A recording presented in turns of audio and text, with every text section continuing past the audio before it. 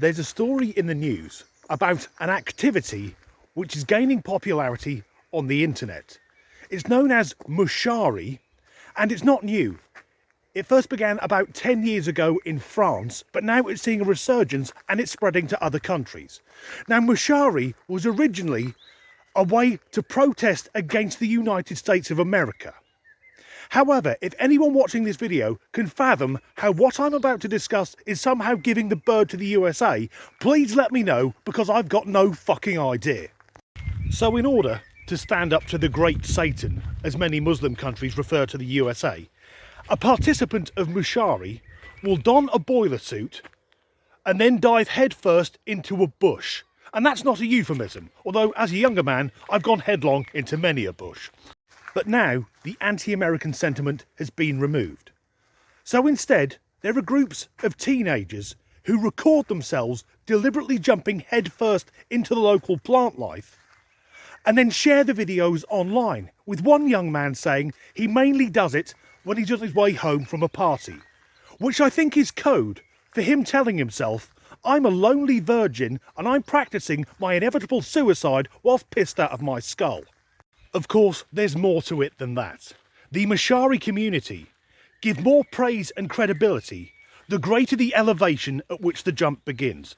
So the higher up you are, when you deliberately jump headfirst into the topiary, the better. Somewhat unsurprisingly, common injuries include broken ribs and concussions. Also, these lads, because let's be blunt, teenage girls aren't going to be doing anything so fucking stupid, also share the best sites to jump from. And here in England, one of the top Mushari jumping points is from the top of an electricity substation. So breaking their necks isn't risky enough. They had to add electrocution into the mix. Because to get to the top of that structure, they have to climb over a barbed wire fence that's covered in signs that say danger of death, keep out.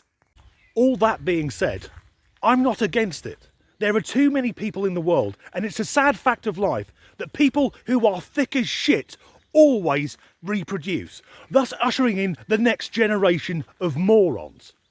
So if some of these young men either wipe themselves out or suffer serious injuries, thus removing themselves from the gene pool, that's a good thing.